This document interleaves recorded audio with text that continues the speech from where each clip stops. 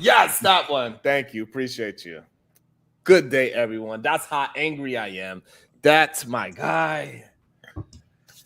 I can't believe it. The Eagles is on top of the mountain. Jaden, what happened? It's all that goddamn trader's fault. That's what it was. It was that damn trader's fault. I don't know where he get all these fresh legs from. Ron, nobody knows what you're talking about. So let me update the people. Everybody, welcome in to the hot seat. Last night, the Washington Commanders took on the Philadelphia Eagles in a matchup of division rivals. Okay. We spoke about it on the previous show. We gave our predictions. The Eagles won 26-18. Okay.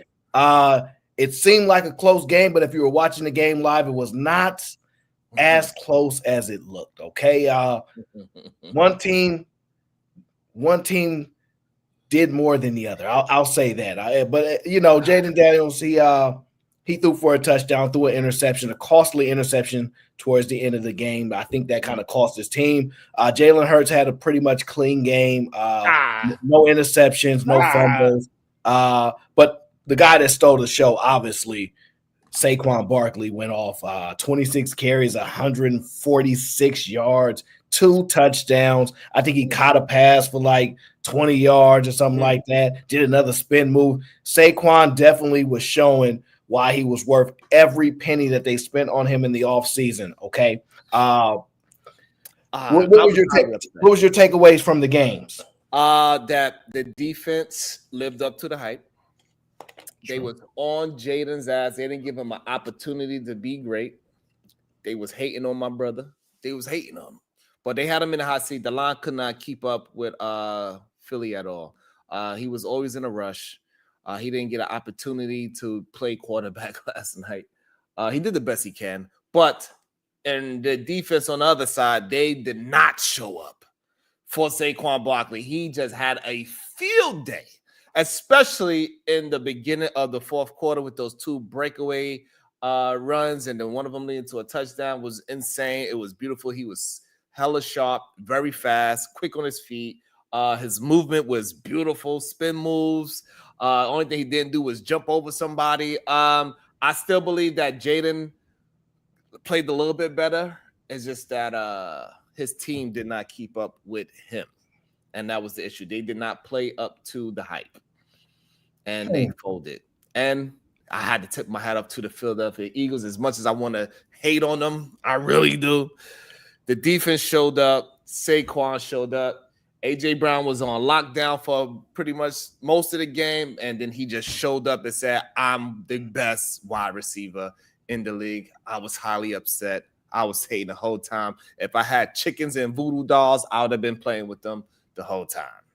Yeah, I tried to warn you. You know, my prediction was 24-17. I think that was my prediction. I got real close. Obviously, the missed field goals threw off everything. I was spoiled. I mean, the kicker, he ain't never missed that badly multiple times in a game like that. I mean, I think I saw 3 missed field goals, a missed PAT. I was overly disgusted. I want to say that. But there was a lot of resolve with the team. They're used to being in those close games and finding out ways to win. I think effectively the better quarterback, which was Jalen Hurts, definitely played better. He didn't turn the ball over, and he didn't put his team in a situation to where, you know, they gave it a momentum swing. Okay, so that's the important thing that you need to note. Jaden Daniels couldn't even get in the end zone. You know what I mean? He was struggling. They really were only supposed to have 1 TD, honestly. So he got lucky at the end. Okay, now let's just be honest. Saquon Barkley took over tonight. I mean, took it over. Switched the whole game, so they went away from passing to let's just run. Jalen Carter is a monster. Every time they snap the ball, he is in the backfield. If he can mature enough to stay focused and disciplined, he's going to be the highest paid defensive player in the NFL in my estimation. Woo, that's some Nick, big what stuff. up? Yeah, so I think he's going to be the highest paid defensive player in the NFL at some point, or at least at his position, right? Because I don't know how they do the pay scales from position to position. Mitchell is an elite cornerback so far this season. Okay, they don't want. Listen, I watch every game. They don't want to throw the ball to his side, sir. They're scared to throw the ball to the side of the rookie. They don't play with him. They might take a tip and they go, I'm gonna go over here with it. He's special, man. He has a drive for the game. I hear his energy, how much he loved playing. Sharim is the Omar of the Space Day, cussing folks out. Aaron is Michael low key when he put on the orange hoodie. Who the heck is Michael? But that's what I took away from the game. It was just a close game. Defense came. Man, oh my God. And that fourth down that the Redskins, because they was converting 92%, leading the NFL in fourth quarter conversions, right? I ain't gonna lie, I was worried. Because look, we let them get the touchdown as we was. That was the turning point when that defense showed up and stopped them with fourth and man, he almost got it. He was right there. His team was not ready to support him in that moment. They didn't have the key block, okay, and that's what cost him. Because when we let him score that touchdown at the end, trying to bend but don't break, give up and let him nickel and dime, again we'll just nil the clock out. We almost kind of got in trouble. But if you look at it, the game really wasn't close. After Saquon scored 2 touchdowns in 25 seconds, it was pretty. You know what I mean? It was pretty much done. So he looked so fresh at the end of the game. That was the scary part for me when I'm watching it. His legs looked so fresh. He was so when he scored the touchdown, he ran back the other way. He was so hyped and pumped. Like, it showed how much this game meant. It shows how much they really wanted this year. Saquon has shown that he wants to take over the NFC East. He want to beat Derrick Henry. He wants that crown as well because he's second in rushing yards right now. He's first. Oh, damn. He's first. Yeah, but we know Derrick Henry's gonna go crazy. We don't know that. Oh, we know. Okay. It sounds like one of your predictions again, when we obviously can hear that you be struggling with your predictions, sir. So I'm not fighting you on that. I'm just saying the NFL is a tough sport to be successful in. I love Derrick Henry. I think he'll be able to do well, but you just never know because matchups of rivals, what you normally do well, that game they used to playing you every year, twice a year. So it may not go the way your regular games go when you playing any other team. So I don't know. We'll see what happens. We'll talk about that a little later. I'm just glad the Eagles got out of there with a win. I have a question for you. Did the Eagles' victory, did the Eagles prove to you undoubtedly they are the top team in the NFC? Sad to say, yes, they have. They undoubtedly, the defense is elite. The quarterback is going to do the right things and not give away the game. He's going to do whatever's needed to win the game, even when I don't believe he was playing that well. He's going to not do something to hurt the team. He's going to put his body on the line to provide the proper things that they need, even with him using his feet just a little bit, because that's all they need him to do is just be a threat. He had 2 key runs. Yeah. Oh my! When he got that touchdown, when he was diving, I was because they spotted it short. They did. So look, we got to give some love to the NFL. The replay booth has actually been doing well this year for once. Like, it ain't perfect, but they actually called it short. The replay booth said, no, that's the first down, and they immediately corrected and didn't waste much time. You know how back in the day they used to take time out, go in a little booth thing, and take hella long to figure it out. And then they got their arbitrary booth there, and so that actually sped the game up a lot. It was a crucial conversion. It was. Yeah, it was crucial. Just that little bit, a hint of threat is enough to keep the defense not knowing what to really do. And with Saquon being such a threat, the play action it's just too much that he got that little bit of threat, the play action, and then AJ Brown. It's just they right now are convincingly, maybe even possibly the best team in the league too. to be honest, with everybody healthy. Well, Because Detroit do not have that kind of speed on defense. Especially watching it last night, the speed that they get in this young man when Daniels is not slow at all. They was getting to him very quickly. He had nothing to do. He couldn't. The speed of what they was playing was amazing, and I did not see, even though Detroit is very good, I do not see their defense being that fast. And with that being said, I gotta put the Eagles at this moment over Detroit, and plus the Eagles played tougher competition than Detroit. And so it's looking now, I'm gonna have to change my prediction and say we're gonna have a rematch. It is going to be Kansas City, Eagles, if everything stayed good with injuries and people could fight through their injuries. Well, we'll see. There's a lot that's going on. So did last night convince you that Jalen Hurts is better than Jaden Daniels to you?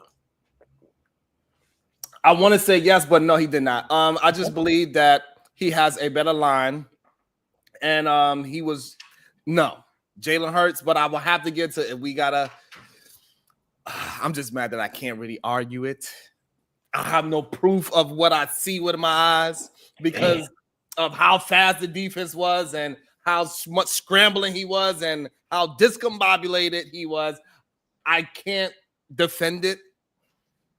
However, I still feel Jaden is a little bit better, but as of right now, by everything that we've seen, I cannot substantiate it. So Jalen is a little better. Now, I figured now, did Saquon Barkley prove to you he's the most important player on the team? He proved to me that he gave me a real reason to hate his guts because he couldn't do none of this on my goddamn team. So, yes, the best. Yes, I would have to say he is the MVP of their team. The way how he played last night and that spin move, jumping over somebody backwards, his visual, he got eyes literally in the back of his goddamn head, literally showed us that. The speed that he had, the energy that he had last night, he literally carried the team into this complete consciousness, this team consciousness that they had. They all was on another level like it was a playoff game. He did that. Well, I have Saquon as the second most important player. He's the most important player is Jalen Hurts, and you can just look at historically why. If you remove Jalen Hurts from the team and put Daniels from the Giants on there, then Saquon Barkley is going to look like Saquon Barkley in New York. But we've seen what Jalen looks like with just average running backs. So I would say Saquon is benefiting heavily by playing with a franchise that plays for, championships, that plays to compete, plays to go to the playoffs. He wakes up every day with a purpose and goes, hey, if I win today, we have a closer chance to winning the championship. In New York, he was like, man, if I win today, we still going to be 2-19. Dang. All right, but if I lose today, we're going to be 1-18. All right, cool. So his life ain't changed much. So that's what happened when you lose over 2, 3, 4, 5, 6 years of just losing football. He might have snipped the playoffs one time in his career. Damn. That's so winning basketball does that type of thing. So when you got winning basketball, winning football, winning baseball, when you on a winning team, you play better. That's just how it works. I mean, I can't argue it at this moment in life, which makes me highly upset. But they did phenomenal. It's nothing to argue about. I was hating the whole game. It was really good. It was really exciting up until that Saquon Barkley's touchdown. That's when it was really over. When he caught that touchdown, he ran back the other way. It was over. But I really enjoyed it. It kept me at the edge of my seat the whole time because I really wanted, for the first time, rooting for the Washington team because I never will. But as long as you're an Eagle fan and they doing good, I'm going to have to root for them because the Giants is not going to allow me to root for. Yeah, I ain't never met nobody that can root for the what's that team called? The Commanders. I ain't never met nobody in my life that can root for them. As long as you're an Eagle fan and they are at least in competition with y'all, I'm going to root for them when they Yeah, play no y'all. When they play anybody else, I'm not going to root for them, though. They ain't in no real competition, sir. We both know that. We both know that. Now let's switch over to the NBA real quick because we had like a couple like two or three 50-point games or something like that. Beautiful game. Yeah, no, they was almost had 52, I believe, right? Wasn't he close? Cat was cooking one night too. I seen that. Yeah. He was, yeah. Whew. Listen, he's looking good in New York. I told you, like, I like that trade. They won that trade for sure. They won that trade. Julius Randle is going to actually hurt the Minnesota Timberwolves. They actually need to trade him. They actually made a mistake. They should have found a better trading partner for Karl Anthony Towns and got better pieces back. That Julius Randle, they thought that was a one-up trade. That's going to go down as one of the worst trades in the last 4 or 5 years, easily. Julius Randle, especially with Ant-Man all of a sudden just shooting threes. What happened to him? What is that about? What is it about Randle coming to the team and now Ant-Man just shooting threes? Like, bro, it's something wrong. It's something wrong with how that man thinks and how he affects other players, because he went from last year being a paint terror.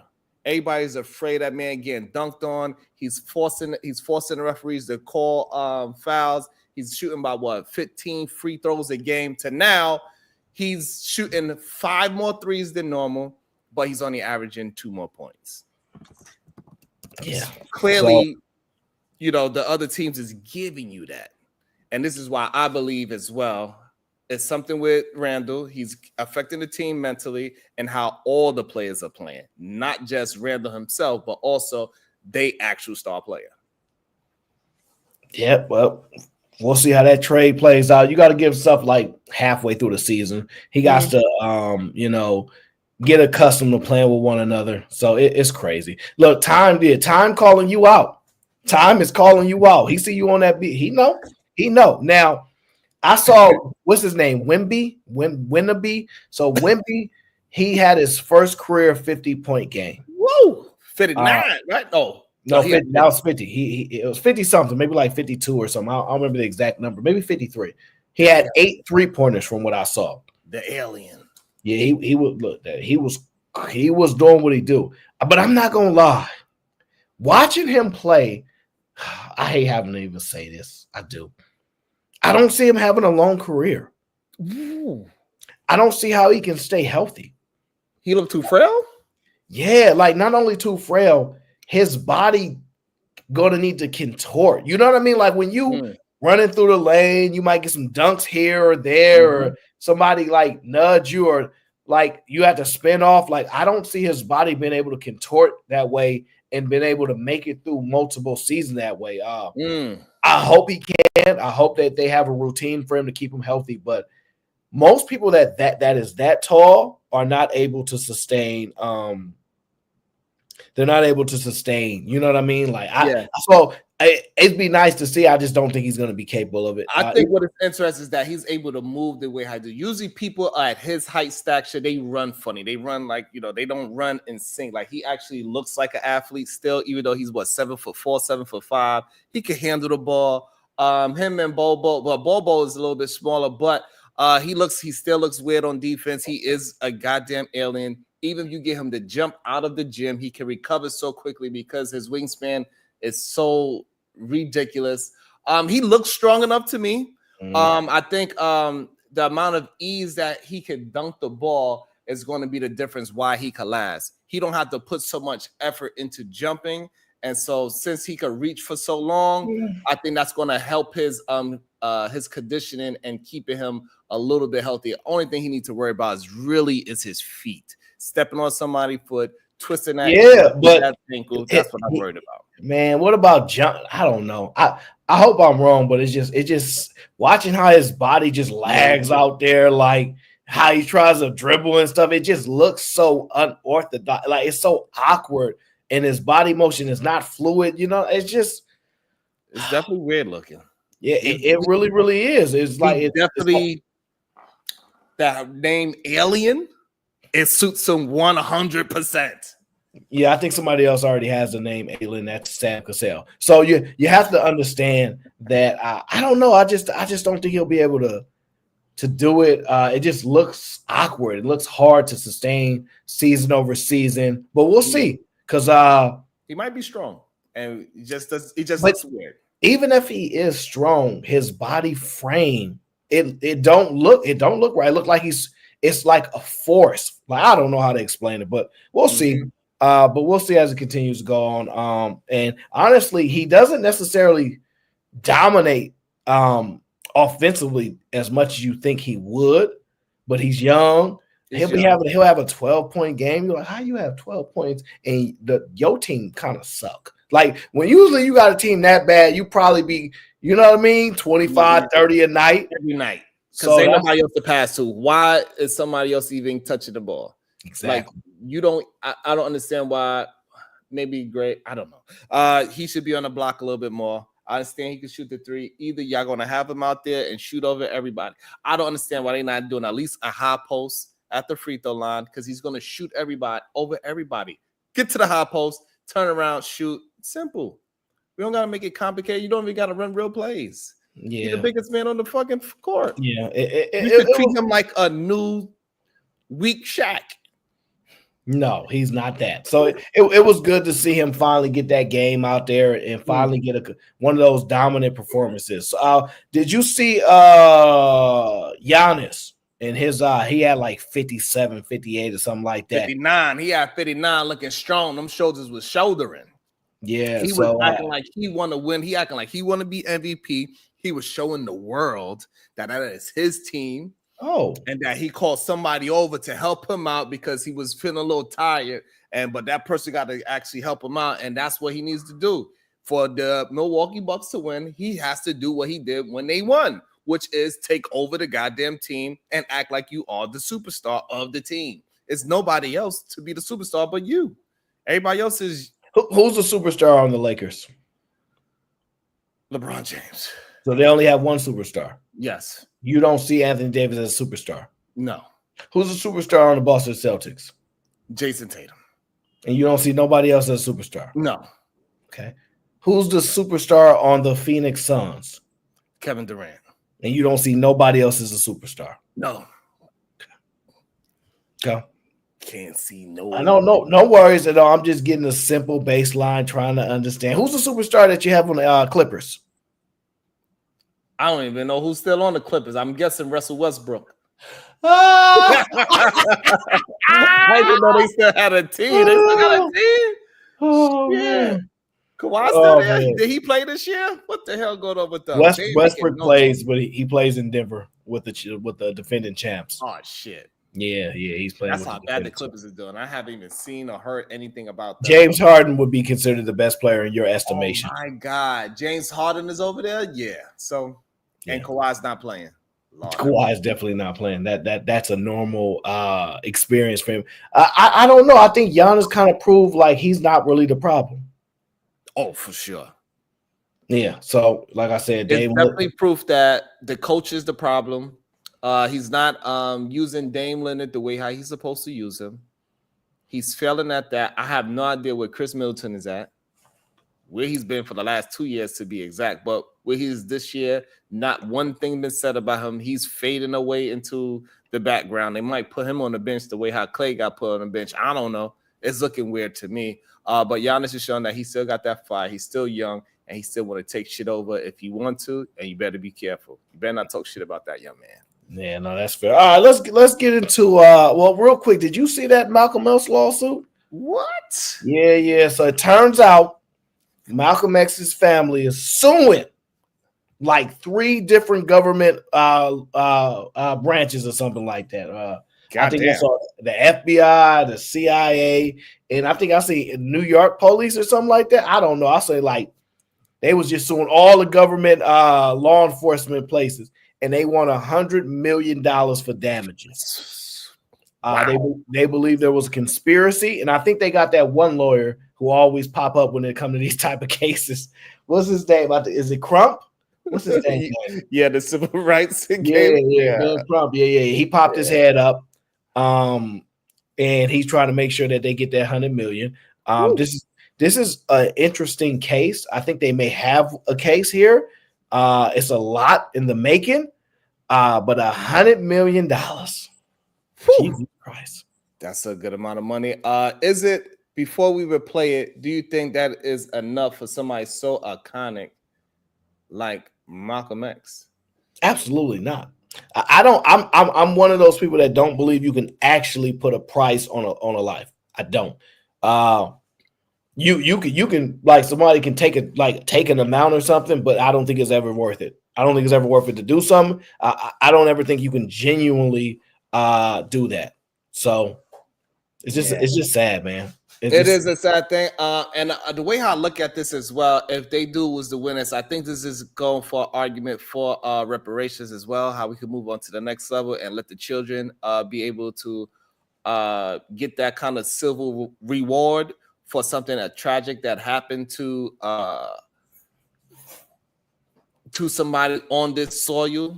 That is ridiculous. What's up, Ariel? How you doing today? So I think it's very interesting. I want to see what they say. It's my first time hearing about it. It's brand new. So the daughters of Malcolm X are suing the CIA, the FBI, NYPD, and others for $100 million over his 1965 assassination. This is breaking news for me. So let's see what Ben Crump is going to say about this. He is a civil rights activist. He's always when it's something big like this, he is there. I don't know about no activist. Today, he might be an attorney for civil rights, but activist, I don't know what you're talking about. All right, maybe I'm giving him too much, perhaps. Actually, announced the filing of our $100 million lawsuit. Did he say 100 like he's from the hood?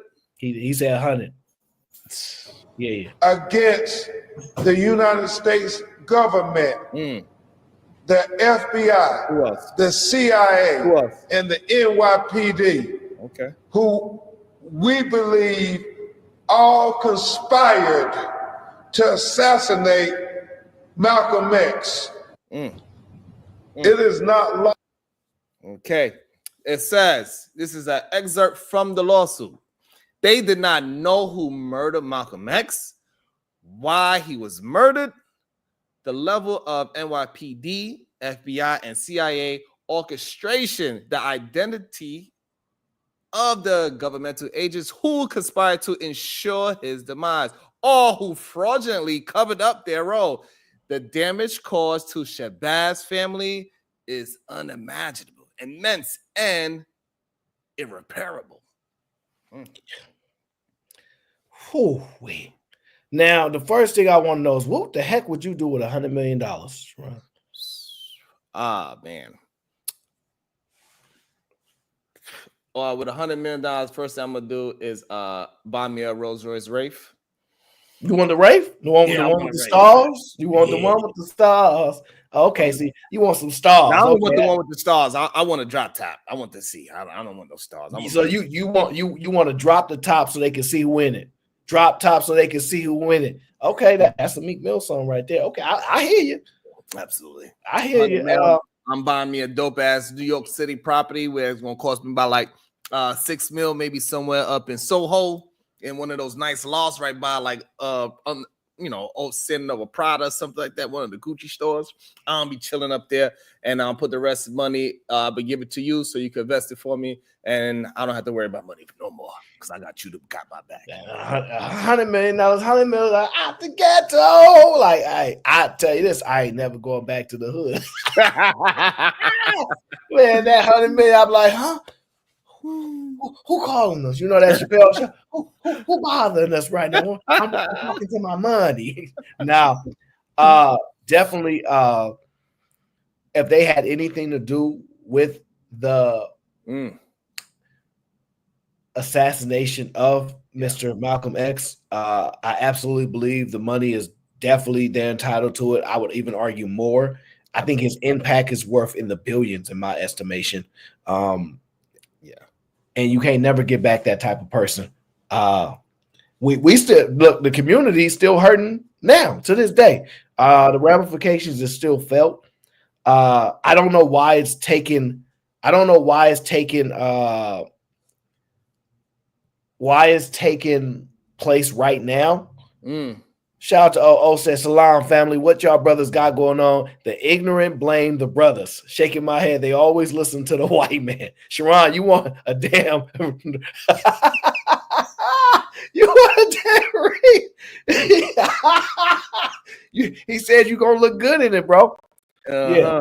O would know. See, me, I don't know. Hey, I appreciate you, bro. We just talking about sports today. We me and Sharon putting together a sports show where we chop it up with sports. Every now and then we throw a little bit of current media stuff going on. Hey, Blue Dream. But with $100 million, I'm gonna be honest with you. I can't even think about anything really selfish that I really want to do. Because I think with $100 million, I would just want to help people. And I know that sounds crazy. Like, what the hell? That's the political answer. I just be thinking like how I can put people on now. Like really put people on now. Like, I'm gonna just build this company, you run it, you do this, you know what I mean? But I'm gonna make sure you trained enough to do it and all those type of things. But that's real. Because look, I'm gonna be honest with you. At that time, I don't need to buy no Wraith. They gonna give me a Wraith. You know, like when you got that kind of money, they give you stuff. You know what I'm saying? So I wouldn't even be thinking about anything like that. It's just it's such an insane amount of money. I would just be thinking about everybody's life. I'm like, all right, you can just put so many people in position, and it really just changed everybody's lives. Hey, listen, you give me $100 million, I'm like, my bad. I need that Dawn. I meant the Dawn is the drop top, bro. I'm like, hey, listen. Yeah, he got the car mixed up. He really want the one with the stars. He trying to front like he don't. He want the one with the stars. Now I ain't gonna lie, I do want my Rolex. I want my presidential Rolex. I do. That's a nice one. But I've been one of those people that can push it off and push it off. You know what I mean? It's just that you just keep putting that little out there to chase it. But you know what I mean? I'd be okay without it. But dang, man, oh man. Okay. Man, but also at the same time, if I got $100 million in that way, I don't know how I feel about spending it. I think I'm getting the money in that way, getting it civilly because of what a city, a state, or a country did to they took something away from that I didn't get to experience. Because I met his oldest daughter before. She's cool, very intelligent young lady. At the time she was young. And, she got to spend time with him, but most of his children did not get to even spend time with him because he was, They were so young. Yeah. And so I don't know how I would actually feel if I got the money that way, how I feel about spending it. I might feel a little guilty about spending it. Absolutely so not. I think I would feel guilty about it for sure. Me personally, I'll feel guilty about it, and I will probably lean more towards investments and trying to further what he was attempting to do, because I feel like that's what would be needed in that scenario. But if somebody if I just won 100, or I just built a company and it just went and I made $100 million, I'm gonna get that Dawn. Shout out to Blue Dream. Blue Dream, I'm glad to see you. I know you said you're going through some tough times. We just chilling here, just relaxing. None of that craziness here. Okay, so it's good to see you. Let's get into what we got to get into. Let's be honest. Tyson Paul. Okay. I seen the workout videos of Mike Tyson, and he still got the neck that he had when he was 26. You know what I mean? And he's still looking like he can box. Like, I seen this one video. I was like, dang, is that on fast forward? How fast them hands is moving? But listen, he old though. Not that old. He old though. See, I was talking. Look, listen. He been working out. Man, nah. Look, when you get up to a certain age, you can't be boxing no more. He been working out. Look at him, looking good. Look at that sweat. Look at let me see what he talking about. Let me see how Mike sounded. He's sweating hard right there. My thinking, I'm tougher than I believe I was. Because actually, when I agreed to this fight and I started training, I said, what the fuck am I thinking of? I finished the process. The fight's the party. All the hard work is done. Still, family's everything. My kids, to my children, are nobody. But that night, they're going to find out their father's very special. Look right there. I don't say take me for granted because they talk a lot of mess to me that nobody else would. So the night of the fight, they're gonna realize they better watch it next time they talk crap to me. Hey, listen. Hey, Look. I know. Listen, I know. I was joking the other night. I can't joke. The man said, "My children, they think I'm a nobody." But on this night, you don't want to be in front of that man after he said that. you do not want to do that. No, Tony, sir. Golden, what up? Oh man, yeah, I can't for the no. I would never stand in front of him again, ever. After he said my children, because when a man feel like he disappointed his children or his family, or something like that drive him, that motivation that when you feel like you have a new outlook on life, because he rehabilitated himself, like he's done extremely well trying to adjust in life after everything that he's been through, and he's been through a lot. I don't want to be that guy when he says my family gonna recognize me tonight. Oh Lord, especially that's the first. Hey, listen, you gotta maintain those first 3 rounds. I believe if Jake could find a way to Jake ain't making it through a round, bro.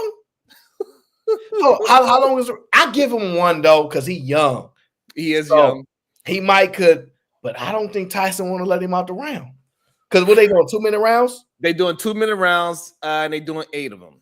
Man, I gotta get that. Tyson definitely don't want to go to full 8 rounds with somebody so much younger than him. Somebody send me the Netflix password, man. and also, I think that is, if Jake was smart, that is his strategy to get him past the 4th round.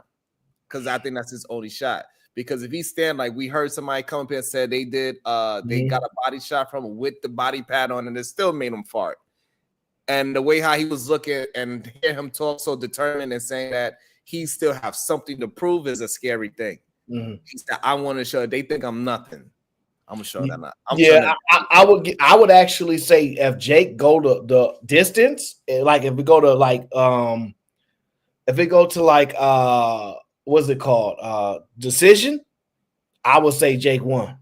Absolutely. Like no matter what they say on the card, if he make it to a decision, he won. Even if he make it through a couple rounds, I think he won. Like, you get what I'm saying? Like, it's gonna legitimize him. Yeah, it's not gonna be a good look for Tyson.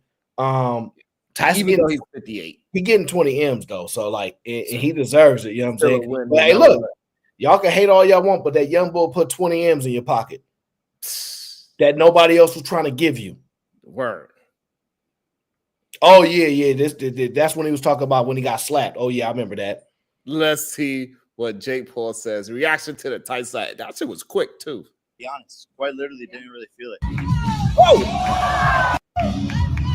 You just got slapped in the face by Mike Tyson before your fight. How'd that feel? It's personal now. I respect it. More sales for the fight, more hype. I love it. This is the Mike Tyson I wanted the whole entire time. So get him angry. Let's bring out the badass motherfucker because he's going to sleep. Yo, you're jazzed right now. I love it. I love this shit. I was asking for it all week. He brought the promotion, so I got what I wanted, and it was a slap to the face. Respect. He made a lot of people happy with that. I didn't really feel it, to be honest. Quite literally. Yo, do you see the way she licking her lips? Is she a reporter or is she like, bro? I'm just saying, like. Shout out to brother Jake Paul, man. Do your thug thizzle, bro, because that girl looked like she was trying to have an interview off camera, sir. Hey, listen, off camera, sir. I saw. Did you saw it? Didn't you? You saw it. That boy was absolutely lying when he said he didn't feel that. No, that slap looked phony to me. I don't think that was a good slap. That was a good slap. It turned him, and he did the. Nah, that slap looked lightweight to me. No, I'm with you. He got paused. Literally, he was paused. No, that slap looked lightweight to me. I don't think it was a tough slap or nothing like that. I think it was a little pecking on the face, like stop playing with me. But it wasn't no real one. Because remember, they have the little the tournaments, the slapping tournaments where you get knocked out. Right. So if you ain't knocking, they ain't about nothing. Nah. Yeah, I don't think that about nothing. I'm with Jake Paul on that one. Like, that wasn't about nothing. Little light tap. You know what I'm saying? Like, that thing was light. You know what I'm saying? So that was definitely not a light little tap. Absolutely light. I think it was light. I've seen people get knocked out from a slap. So if you ain't knock him out, then that was light. That shows, but for me, that showed a lot of restraint. But I know it was quick enough and fast enough where he felt that he didn't like it. He froze. We should. Do you want me to replay how he looked? How he took two? He said, Nah, he did not stumble. Stop the cap. Stop the cap. That No, boy he absolutely not. He did not stumble, sir. Come Turn on. off the sound. Turn off the sound. We don't even need to hear the sound. Turn the I sound need off. to see it one more time. Watch the stumble. Watch. Literally didn't really feel it. Oh, look. No. You just got slapped in the face by Mike Tyson before No, you had that. pause it. That's first of all, He was- look, Shorty is definitely not there to do the interview. I'll tell you that. Now, if you watch the video, the security guard or whoever that was pushed him back. No, I'm serious. Like turn it. Like I'm telling you, the security guard immediately jumped in and pushed his shot. Yeah, he didn't get knocked back, sir. That was light. That was light. Though. I seen that next. Woo, he didn't expect Mike. Like he was so fast that he couldn't react. That's how fast Mike was. He couldn't react. He got slapped and he was like, "Oh, this happened." And then he got pumped up, and then now he do all this licking his knuckles and all this other craziness because he know, oh shit, this old man is faster than I thought. I'm gonna have a real fight on my hands. He's prepared. I can see that whole. He realized that it ain't just promotion. Like he tried to gas up. Oh, I got the mic I wanted. He's promoting. No, bro, you got crazy Mike. No, you got crazy Mike, bro. No, sorry, that thing. I was a lightweight hit, sir. I'm not giving you that one, sir. Absolutely not, sir. I'm not giving you that. Now, so what's your prediction? What's your predictions? I really still believe that Mike is a better and stronger fighter than Jake. Clearly, with that slap, he showed how much quicker he is than him. What I really believe, he might fight him for real the first round, maybe even the second round. But after that, he gonna let the young boy win the fight, so the young boy could live to keep on fighting and make more money. Because Mike Tyson, at the end of it, I believe he's more of a businessman now than a boxer. He's gonna show that he still got skills. He ain't gonna let somebody just whoop his ass. Absolutely. But Jake is gonna win because Mike do not want to ruin that young boy career. That young boy's only 20, maybe 30. No. This is a man's. First of all, as a man, you can't be letting nobody beat you. Like that's wild. First of all, Mike is not even technically a good businessman. He's just a human being. He's not a good businessman, bro. Like he's a businessman. His podcast is phenomenal. He does movies. I'm not. That doesn't make him an excellent businessman. But listen, I'm not mad at the man. But no, I'm not going that far, sir. But shout out to him for maintaining his life. Okay. But the point being is, like no, you can't. If he died, bro, he loses respect. He loses authenticity. You can't dive a show like that. Like that's crazy. He's going to take a dive. And not after what he said about his kids. All right, whatever. I lose some respect for him. That's like somebody come up here, they got children, be like, yeah, my kids this, that. Say something like that, and then say, oh yeah, but I let him win. I don't like stuff like that. I don't think he's gonna say he let him win, but I think it's already put in. I mean, the fight in the prelims already, right? Mm-hmm. They had a fight in the prelims today, and Jake Paul's fighter that he's promoting, he lost the fight, but somehow the judges made sure that his prize fighter won the fight, even though he lost. That's all I'm saying. And I think that kind of thing is not put by Jake. That doesn't listen, I'm gonna give you 20. You sell a fight, I'm gonna pay you some more under the table. Make sure you and your kids. Nobody ain't gonna watch it. Nobody's gonna watch another Mike Tyson box ever again if he loses to him. But that's what that 20M is for, and that extra money to take the dive. That's what. Hey, Mike. Hey, look, Mike. I didn't know we was gonna have 400,000 watching the prelims fight. So here, that slap his. If that was the case, why not have like another boxer that's current pay them more to take a dive? If people willing to take dives, nobody else is gonna make him legitimize. I can't believe you with this conspiracy stuff right now. I genuinely am disappointed. Your bad takes are getting worse and worse each show. I can't stand this. Okay. All right. So hey, look, but if he gets this Mike If he get this mic right here, and then I'm with you, Mike ain't taking no dive. Check out this mic right here.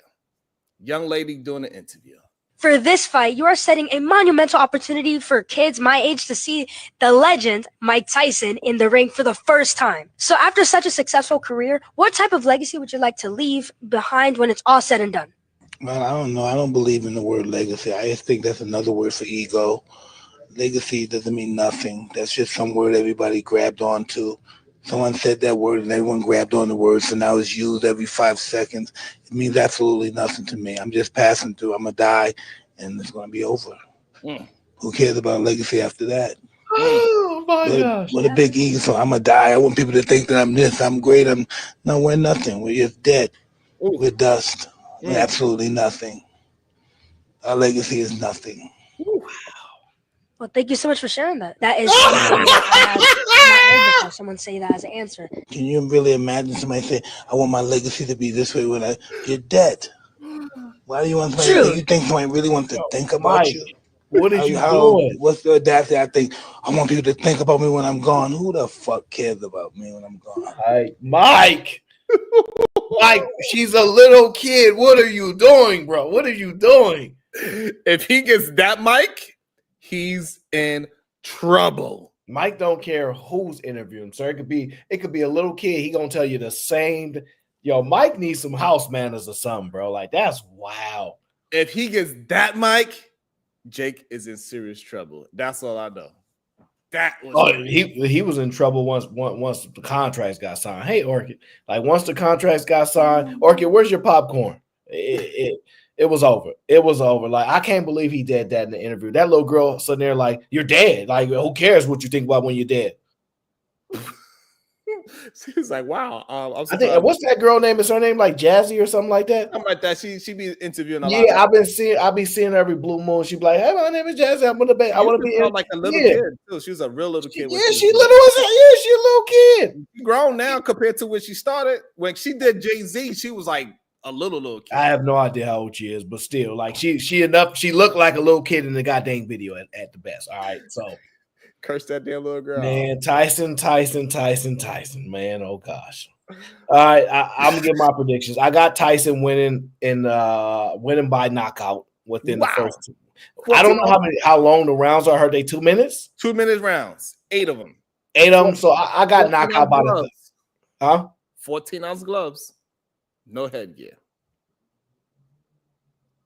Yeah, they not definitely can't wear no headgear. Yeah, I got Tyson no later than the third round. I got Tyson winning no later than the third round. Sorry, it'll be over by then. That will be because Tyson might be tired. Like Jake just running around like he on his watch out, and he dancing and stuff. Like he might could tire him out, but I think that's still gonna be hard to do, even if that man old as hell. So I think by the third round, it's over with. Especially with 2 minute rounds, he got to try to keep that distance. A lot of people failed at keeping a distance with Mike Tyson, and then Mike Tyson is actually acting like this, and he's really mad. Like the other one we seen when he says he's gonna prove to his kids that he is special. If that Mike Tyson literally comes down the ring for the first thing, he forgets that he took a dive because he might get punched in the face, and he just forget that he's supposed to lose the fight. It's gonna be a long night for Jake. We gonna see though. We're gonna see. No, that's gonna be interesting. Orchid says she wants Jake to win. Racist. Don't do my girl like that. Nah, she good people. She not like that. She just I'm only playing Orchid. I'm only kidding. She just looks. You know who she voted for. All right, so I sent you another video, sir. I sent you a video. It's a commercial about sneakers. Can you play that video, sir? Absolutely. There'd be it's about sneakers, sir. Yeah, that's cool. That's Smith. Yep. Makes history as Adidas basketball first women's NIL signing. I never heard of her any college team.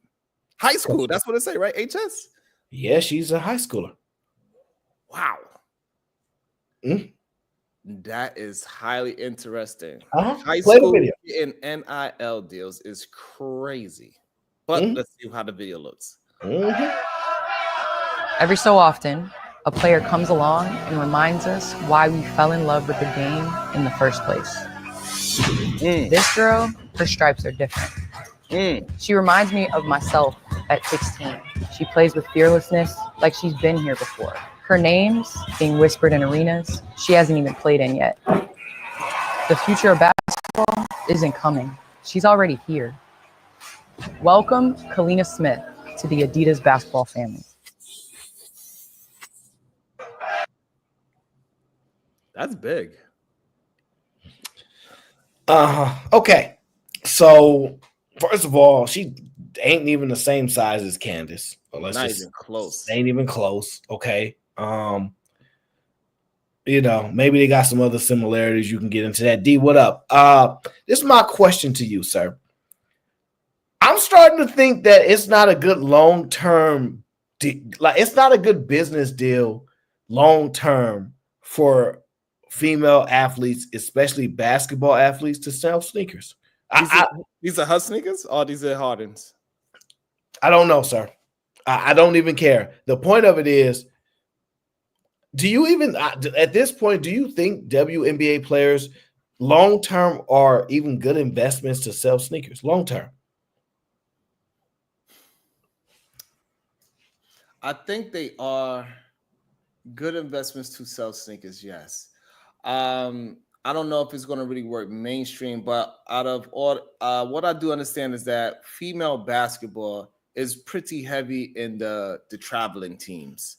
And a lot of times they get those sponsors, and a lot of people, they go out and buy sneakers for those teams.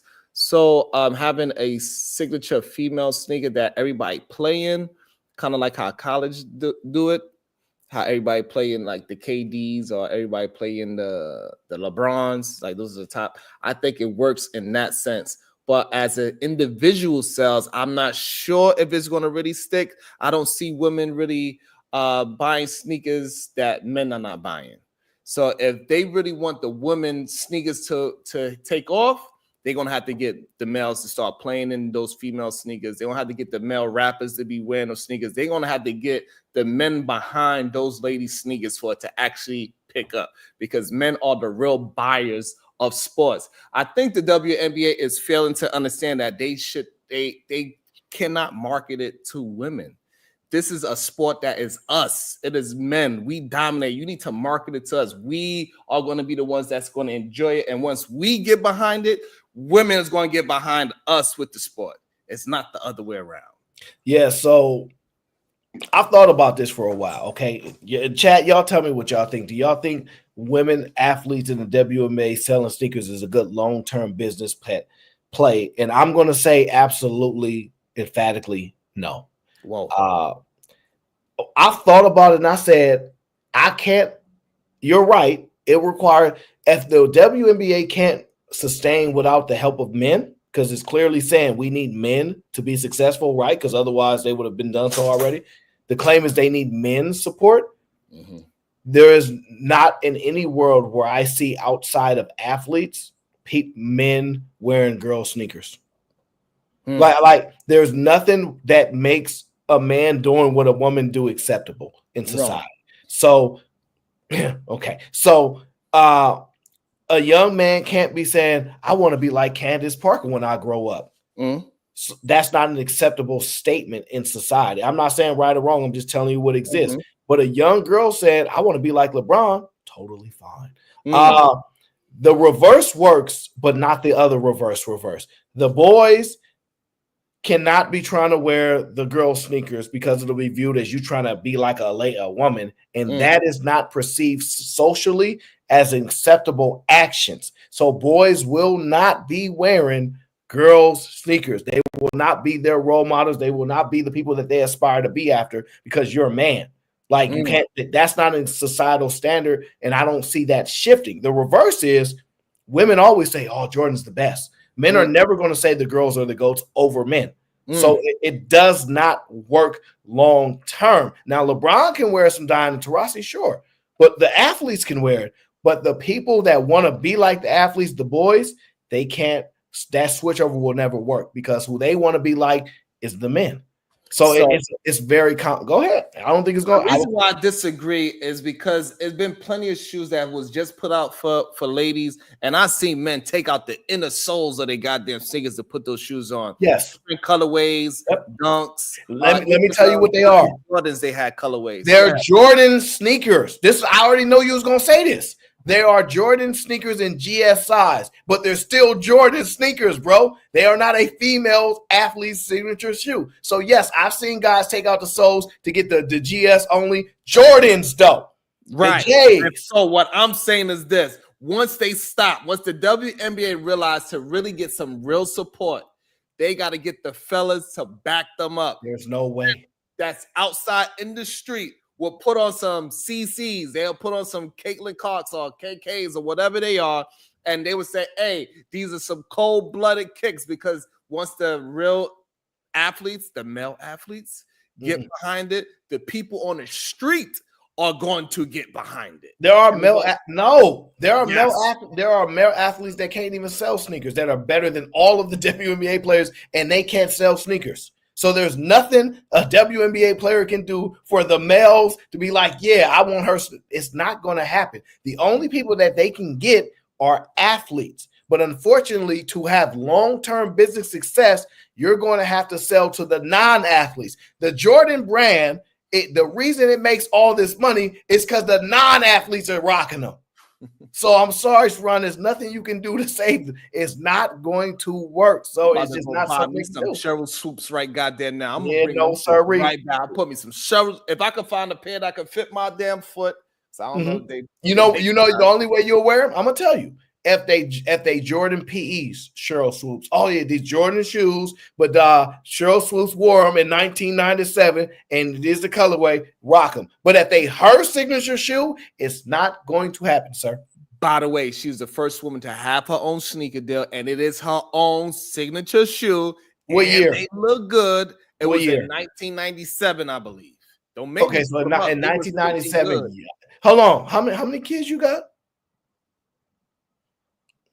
Go get the sneakers, because I know your children are athletes and they're artsy. Go to your room and get the sneakers, Dad. I know you bought them for them because them shoes is hot, right? Go get them. We got time. Yeah, go ahead, run and get the sneakers, show. Go ahead and get them. So what happened was the Cheryl Swoops, I got them sold out. No, I got them in plastic, so I can't let the air expose. Because once the air exposes, it crumbles up, and you can't. You know what? That makes sense. They in the plastic. Okay. Hey, look, I get it. Sometimes you got to hide those sneaks. You can't let them get out the plastic. Yeah, okay. Fair enough, sir. I ain't mad at you at all. Tupac got a song called "I Ain't Mad at You." So I hear you. I don't even know, what do the Caitlin Cox look like? They look all right. They haven't been designed yet, I don't think. Oh, okay. Okay. Yeah. So okay. Yeah. Well, listen, that ain't gonna work either. What about the Angel Reese? There's no female athlete shoe that the mainstream boys or men are going to be rocking, sir. I'm gonna go pick them up as soon as they come out. Now, the only thing they can do is partner and get a LeBron PE or a Jordan or a Kobe and be like, "Yo, make this my colorway," or say this my. That's the only chance they got, sir.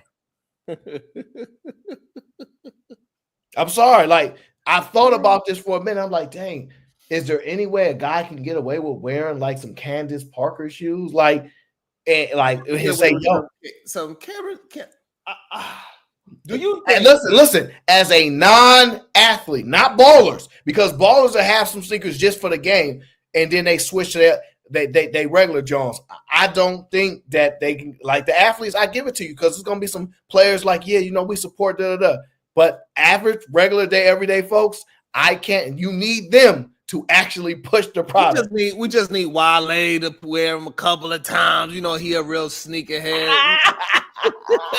He throw them on in the cool music video. We be all right, man. Listen, if Wale could pull that off, I ain't even heard of Wale. Where Wale been?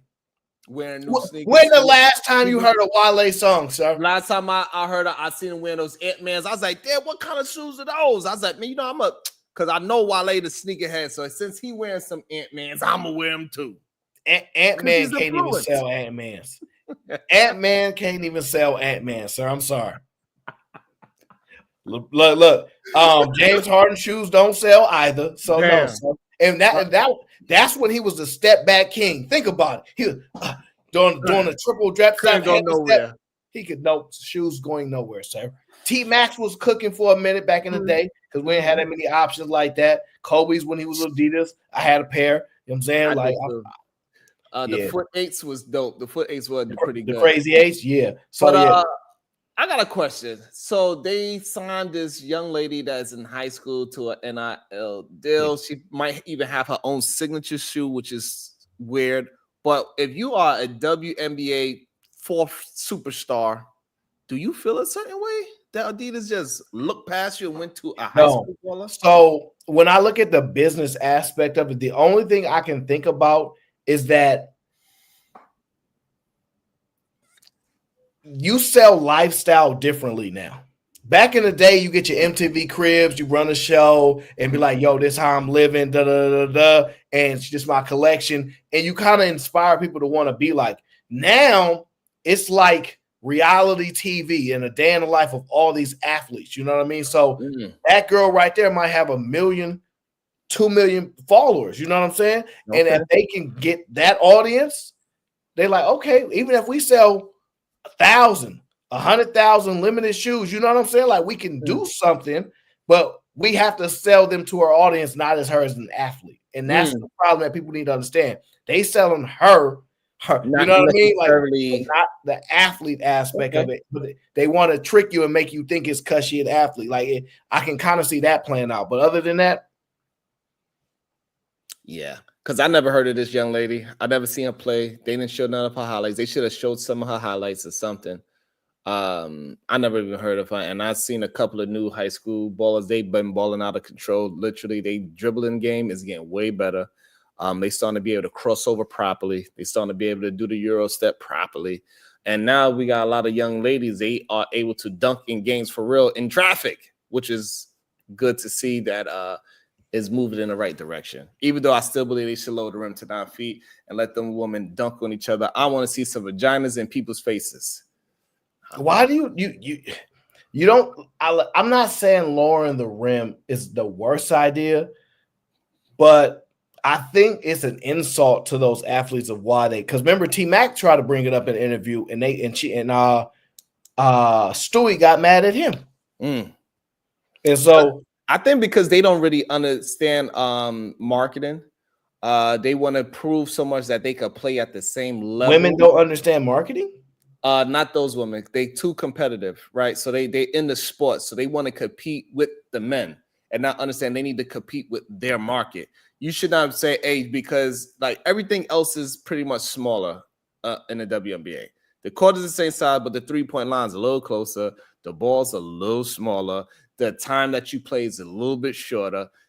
Hey, you need a lower rim because it makes it more competitive for what you're trying to sell. You're trying to sell the basketball game.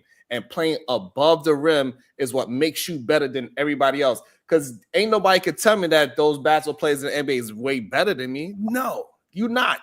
What it is that you jump way higher than me. So since you could play above the rim, people enjoy that. You got your goddamn forearm above the rim. That is exciting. Me just doing a pretty layup and throwing it high off the glass. It's like, that's why Isaiah Thomas, he could still do all those moves.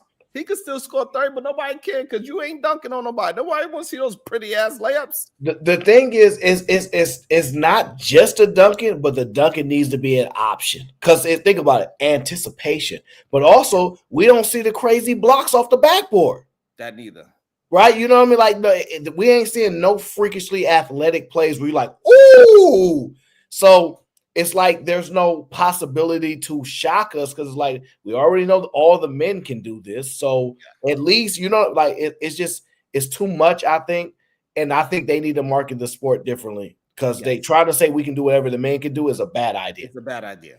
But that's their ego. Ever to jump as high as Ant-Man when his back touched the backboard. That's their ego, bro. Like it's living proof that women have a huge ego that nobody like to be acknowledged. They have huge egos. I mean, what's that boy name that used to play on the Knicks? Obi Toppin from New York. Pause. He was that name is wild. Don't you ever say that name ever again. That's a wild name. From now on, just say OB. Don't ever say that name again. Oh my! By the way, I bust his pop's ass in the park before too. His pops is a New York legend, by the way, and it was a basketball at the top of the backboard at the 24-hour shot clock. That boy didn't get he and got it out at the top of the backboard. You touching the top of the backboard, bro? Y'all ladies ain't gonna never be able to do no shit like that. Lower that damn rim. Yeah, I think they need to stop it. They need to stop it. Let's get into a little bit of basketball. LeBron James.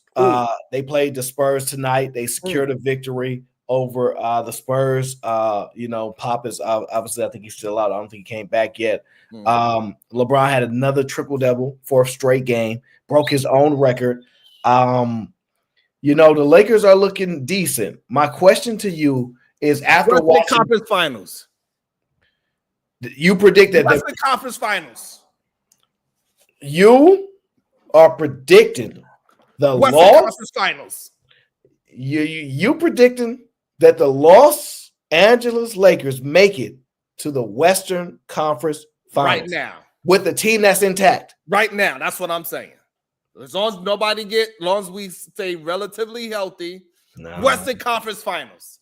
No, that's what I'm predicting right now. Let's go, Bron. Lakers do not waste this man last MVP season, because I don't know if he's going to have a second one. I don't know if he's going to have if he could do this again for the next 2 years. I don't know. This might be his last hoorah. Y'all better not waste it. If y'all could give him some help, y'all better bring it over. You better speak to AD. I don't know if he needs some goddamn what's those things called when you take the baby and you take the whatever that stuff is, the that stuff that Christopher Reeves was doing to the babies. I don't know what Christopher Reeves was doing to the babies, bro. I don't know nothing about that. That baby stimulants, I don't know what they was doing, but it gives you some energy when you take it out their spine, you put it in your spine, whatever. They better feed it to AD. You better stay healthy, and you better be riding with your brother, because he's gonna put up an MVP season. Clearly, he about to be just like Jokic and possibly average a triple-double the way how he's looking right now. He's going to put up a Russell Westbrook type when he was young kind of numbers, it looks like right now. They don't defend. Western Conference Finals. The Lakers don't defend enough for me, and they need to get rid of D'Angelo Russell. They need to find a way to get from under that contract. He is a hurt for the team. He does not defend well at any stage. I would try to get Dennis Schroeder back if I could, even for him, swing that. But they need to find to secure the point guard position. They need a person that can defend and shoot the three. Unfortunately, they don't have the cap room, but Fred VanVleet for the Houston Rockets would be an ideal target for them. He's a phenomenal defender and can shoot the three ball. He can facilitate the offense.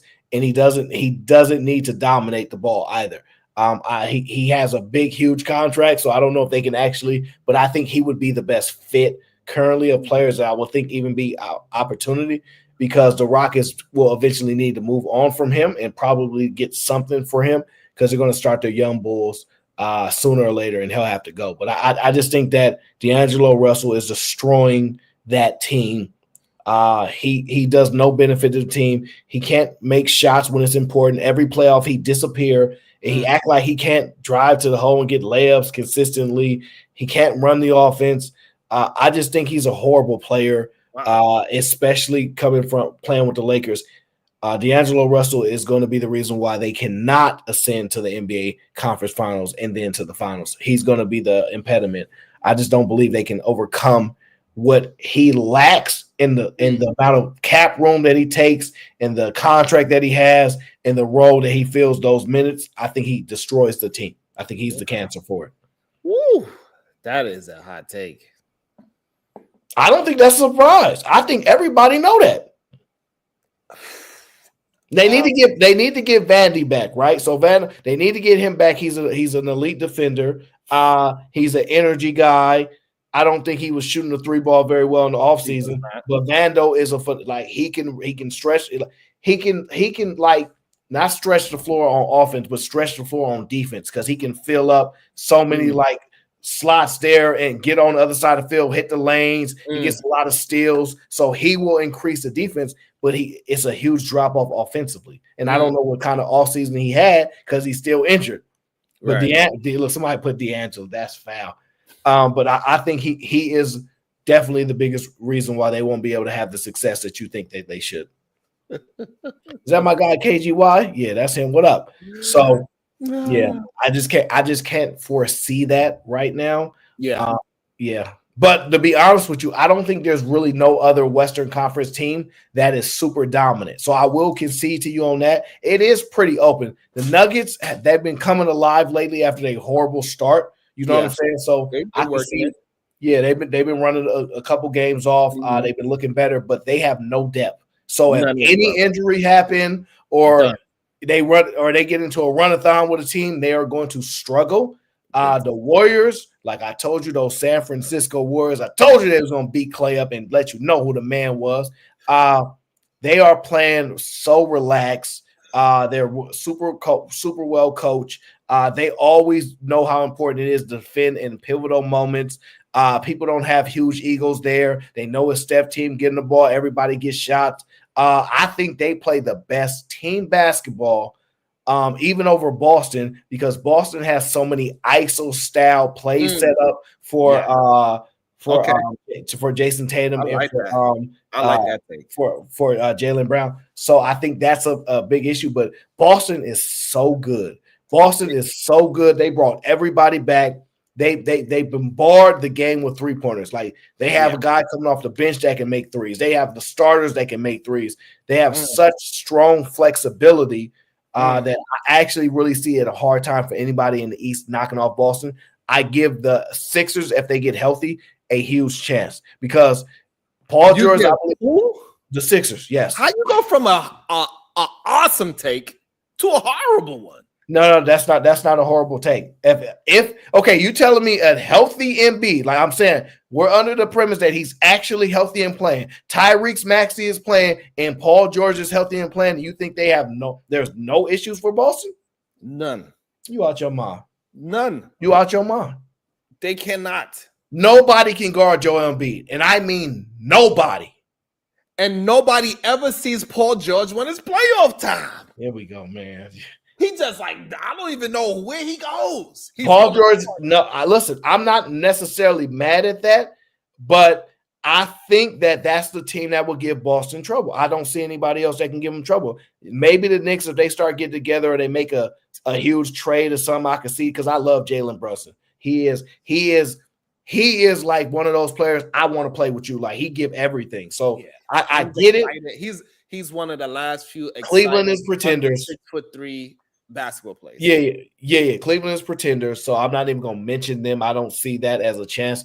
That's not even close. So I got Boston, Philly, the Knicks, and somebody else will come to my mind eventually as the season play on. I see some other teams play. If we go back out west, Phoenix is no joke. If this season under this coach, KD stays healthy, he might silence the haters. He might do it. Devin Booker is amazing. His game is so smooth. Wow. Now Bradley Beal is not playing like Bradley Beal of old. Not yet. Yeah, he ain't been playing like that since he got there. But if he can even get a semblance of that, I'm telling you, Phoenix is not. I'm telling you. I think the only way Phoenix could make some noise if Bill plays the way how he's supposed to play, the way how we thought he was going to play when he. No. They have enough. They have enough to win right now. No. Yeah, absolutely. For some reason, they just can't figure it out. You're wrong. This year. They can't figure it out for some reason. I mean, KD is going to do what KD does. So he's going to show up every time. It is a problem with Booker. You 1,000% wrong on this one, my friend. Booker, he puts a little too much pressure on himself when it comes to the playoff time, and he doesn't show up the way how he's supposed to show up. He's similar to Dame Leonard.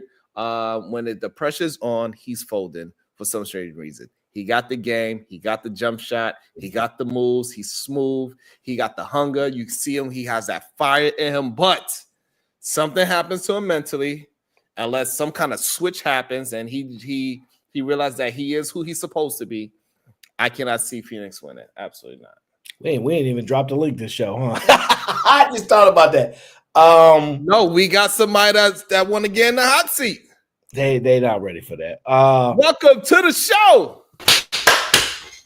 I'm ready to be in the hot seat. Oh, shoot.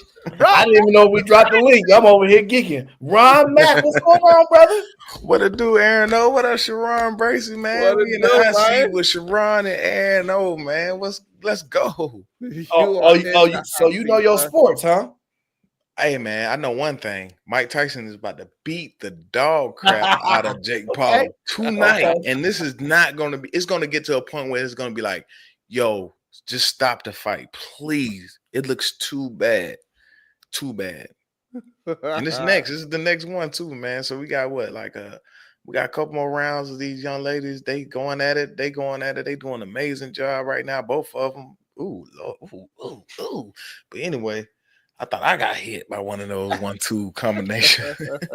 You ain't gonna get no argument from me. Listen, man. I didn't know a man was that crazy to get in no ring with no Mike Tyson. You have to be extremely out of your mind to even get. I don't care how old Mike Tyson is. For one, we can obviously. No. It matters. If he was 80, he don't want to see me. He don't want to see me. I'm gonna just tell you that now. You know what I'm saying? Like 72, he might still got me. Once he hit that 80, it's over with. Like, and no we problem. know we got those OG uncles that's kind of No, that's true. I agree. Yeah, that's true. I agree with that. That's true. They still you're right. Yo, check this out. So one of my mentors, right? Shout out to Uncle Frank. I call him Uncle Frank. You know what I mean? One of my mentors, he do a lot of like commercial cleaning, right? So he called me. He said, yo, Ron, man. He said, Ron, man, I need some help, man. I need some help with this job, man. I don't got nobody need you. I'm like, all right, Uncle Frank, I got you. I can't help. You know what I'm saying? So I held him. He doing all this cleaning stuff. Man, this man, 80 years old, out there outworking me. Damn. Like for real. I go to the gym and all. Like this dude outworked me. Yikes. Easy.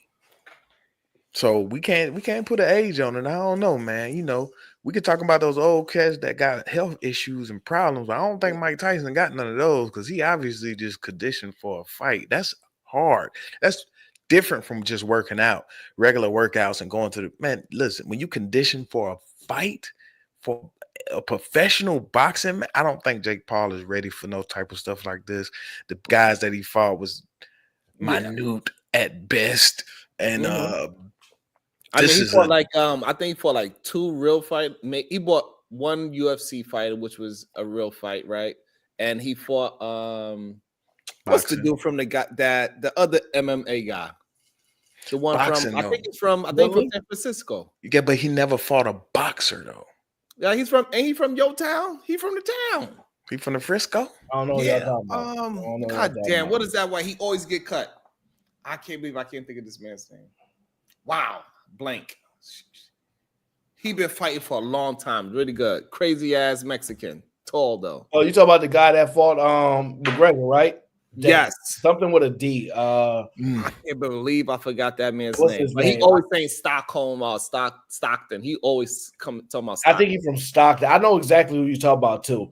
Yeah. I think his name starts with a like Diaz? the letter D or something. I think it's Diaz. Yeah, I think it's Diaz. But anyway, he's a legit fighter, even though he wound up losing to him, but he fought him pretty well. But like Ron Mack is saying, he was not a boxer, but he is a fighter. So, you know, that kind of holds some kind of weight. Woody was some kind of a fighter, and he knocked him out badly. And, you know, Yeah, so but we talking Mike about a Tyson's person gonna that be- actually been boxing since he was in diapers. And also, let me this also man say only he's, job. You know where Mike Tyson's from, right? By the way, Brownsville. He from Yeah, Brownsville. that's He- right. He the one Yeah. who started the saying Brownsville never ran, never will. Look it up. I might be lying. And but they look it still up. be running and they be snitching like Harlem do. All right, But they was And not. also, They by the was way, none he of these also had Brownsville the guys with Brownsville- Mike Tyson either.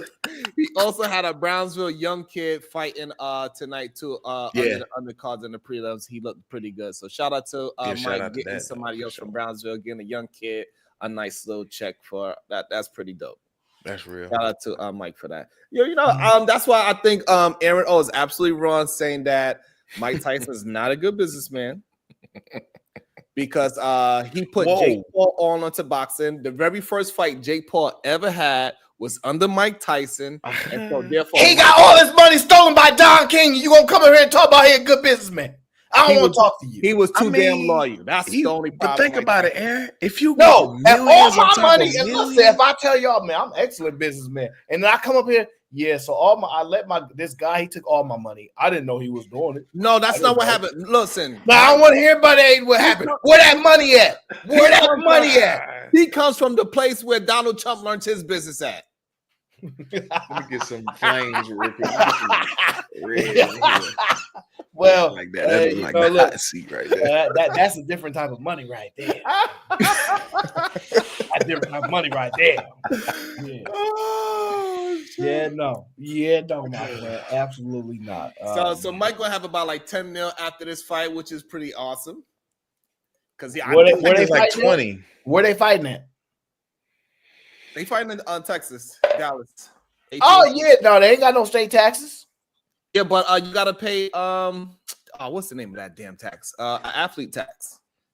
Athlete tax. I ain't no athlete. That's like 51% or something like that. I think it's 40 something. Close to, it's very close to 50 though. Shout out to my boy D. He about to get some sleep, man. D, get some sleep, bro. I got Tyson winning, but we'll see what happens. Do you think it's just our nostalgia that wants Mike Tyson to win? And because I remember when the reason people want Tyson to win is because he's black and he fighting a white guy. Like that's wrong, Aaron. No, listen, I got white neighbors. Let me ask you. Hold on, wait. Have you ever went for a white fighter to beat a black fighter? Give me the name. Good question. Exactly. Because I ain't gonna lie. Hey, I'm telling you, black people struggle with that, man. They like, he fighting a brother? Oh, he about to get knocked out. He don't want. So that's what I'm saying. They see a white guy, they be like, who he fighting? He fighting another white guy? That's not it though, Aaron. All right, listen, I ain't gonna lie. The only thing. You asked that the last time when we were speaking about it. And I was like, nah, it ain't because of that. And then I went to sleep. I woke up. I was like, damn. Am I picking Mike because he black? Ain't nothing wrong with it, Sharon. Don't listen to Aaron, okay? Aaron is not black. He's just dark skinned. Okay. All right. So wait. I'm OJ, right? Like I'm not black. Yeah. I'm OJ. Like that's what it is. Exactly. That's what it is. Okay. Exactly. So my thing is with Mike, right? And this Jake Paul situation, it's just the experience that Mike Tyson knocked out 44 people. Right? Mm-hmm. And listen, 22 of the half of the 44 people, 22 of the people was in the first fucking round. What are we talking about? What are we talking about? He was also like 25 years old when it happened too, sir. Just to be honest with you. Mm-hmm. That means more than half of his life ago. That's true, Aaron. But you just agree with me that we got uncles and cousins that's old as crap in our family that can beat us. But listen. This is what y'all. None of them Mike Tyson. Think about this, right? If I gave you Jake Paul, probably worth 100 M's. I'm gonna just tell you that he probably got about 100 M's. That boy been getting a check. I getting 40 tonight. He getting 40 tonight. All right, he got that. Him and his brother probably. I don't know. They've been making money. He betted against Mike with the whole 40. He used the whole bag. What? Yeah, he betted his whole 40 million. He don't even need it. That's what I'm trying to tell you. He got the money. So he bet his whole purse. His whole purse. That's exactly what they said. He betted the whole $40 million purse on this fight. Nah, Mike ain't winning. Mike ain't winning, bro. You think Mike ain't winning though because of that? Nah, if he put his whole, I'm sorry, Aaron. Oh, before you make your bad take, now I'm going back to my take that I said earlier. I'm telling you, Mike Tyson knows what business is. He ain't gonna mess up the money. He did that slap, so Vegas or whoever's gonna believe the fight, And what's going to happen? Mike's going to look good and strong, and somehow, some way, Mike Tyson's going to start to look old. I thought Brownsville never won. But they never will, no matter how old they get. That's what they got to be at the end. Mike Tyson is tough. He's gonna walk into that punch. He's gonna say, "Hey, but Jake Paul, he's a tough guy. He's a tough guy. That's why I seen something in him, and he got a great future in front of him. And he gonna walk right into that right here. Boom! It's gonna look great. Now that you told me about this whole purse thing." Listen to the point, though. You know what? I got a question for your answer. I got an answer for your question too, Aaron. Real quick before we go back into that, when you asked if I ever rooted for a white guy over a black guy, I definitely have. Who? I rooted for Rocky. Man, get him up out of here against Apollo Creed. Oh, man. All of us did. Everybody did. Man. I was like, please win, Rocky. I was going for the Russian dude. I like the little stiff Russian guy. All right, so this is the point, right? When we keep talking about we got one of our uncles or something like that'll probably still get us. That's true. Here's the difference. Jake Paul been training with money. So imagine, you know how y'all be like, man, if I had $50 million and I trained for a year, I'd knock Layla Ali out. But then y'all be saying things like, if Layla Ali was me and her to fight right now, I'll still beat her. But then y'all be like, I gotta be honest, don't be respectful. I might even lose. So if imagine you having money and having the ability to train, you think your uncle gonna still beat you up? Come on now, you got $25 million and a trainer, a legendary trainer to train you for a few years. You gonna be knocking Unc out. Let's just be honest. That's too much money and too much time. So wait, you telling me, Ron Mack, if I pour this money into you, right, and I say, hey, here go about $7 million. I need you to train for the next 3 years. I'm paying for all expenses. I'm getting you a Hall of Fame trainer.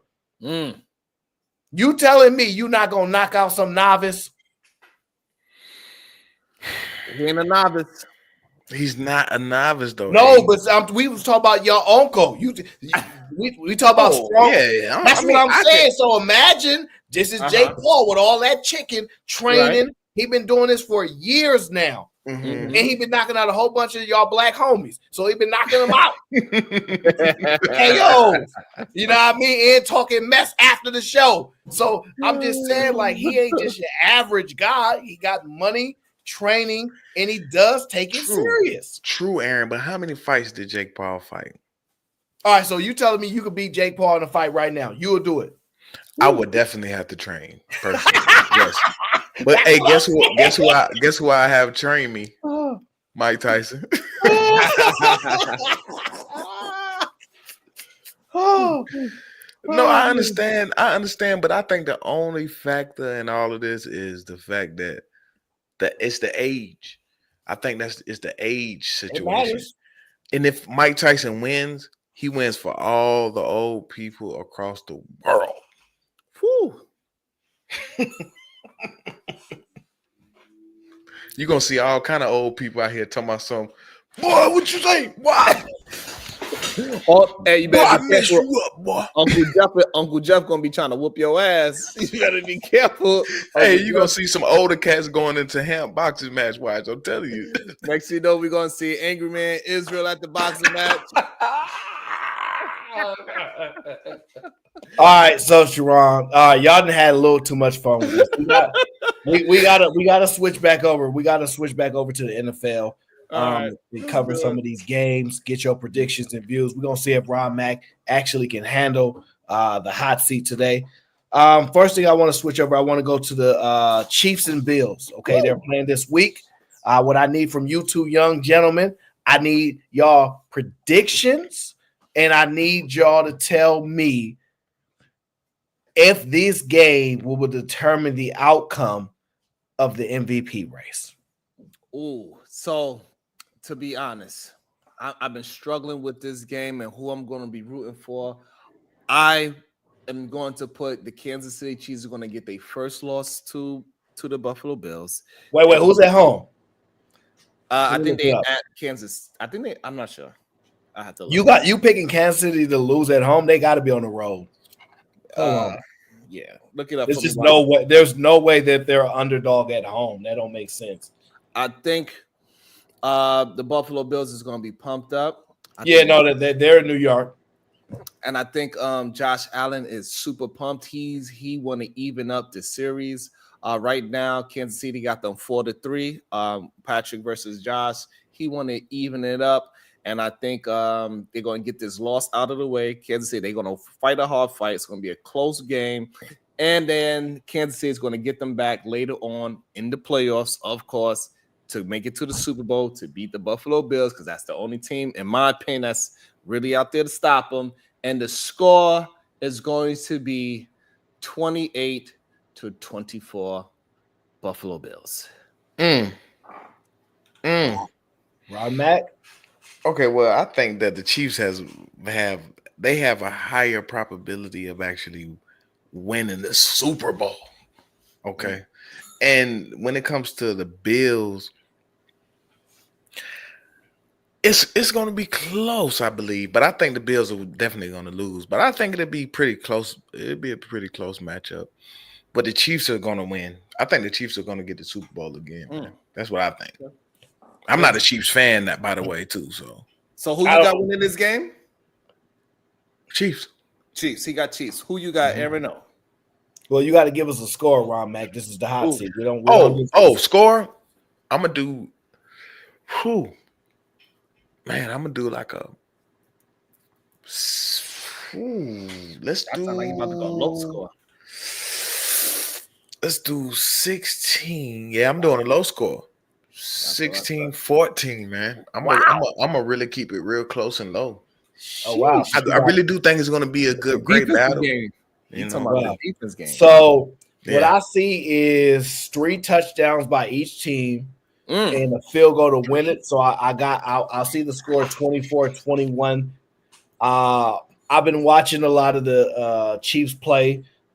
The Chiefs are beatable because offensively they are not dominant. They don't have a dominant running back. They don't have a dominant receiving core. Kelsey has been spending a lot of time with that. What's that one girl he messing with? You so fine, you so fine, you so fine, you ugly.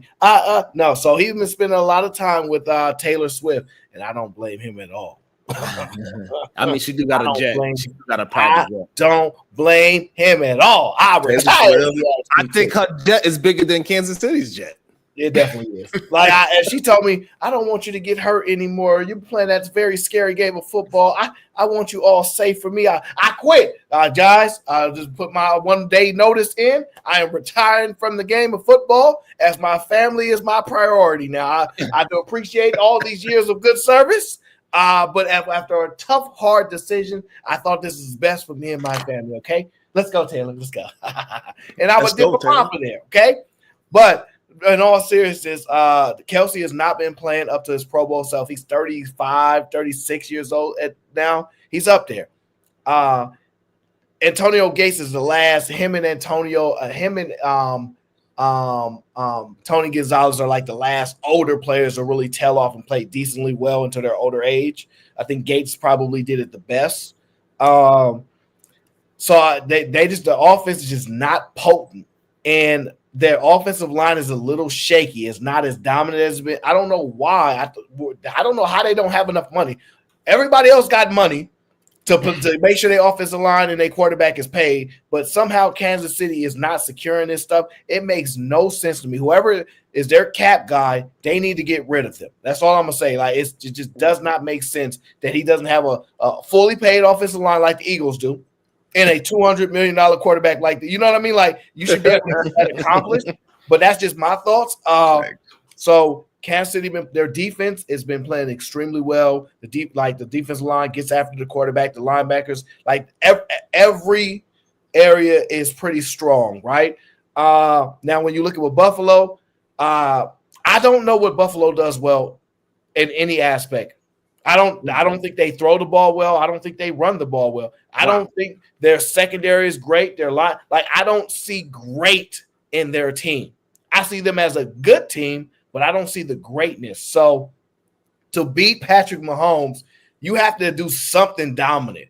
And with the loss of the receivers, the Bills, to me, I know they brought in what's his name from Cleveland. What's that receiver's name? He went to Alabama. God dang, he's a hell of a route runner.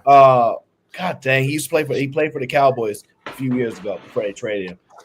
I can't remember his name right now. That's crazy. Anyway, somebody in the chat say his name. Like, I know exactly what it is, but you know how your mind go blank. Like, what is his dang name? So they got him traded in.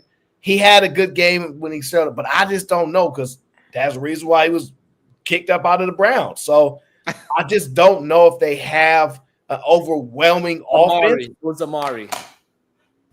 What? Amari Cooper. Amari Cooper, yeah. So I don't know if it's an overwhelming offense or an overwhelming defense, but I see some limitations there. So because of that, I just don't understand how they can just beat the Chiefs without having a top offense or a top defense. To me, they have neither.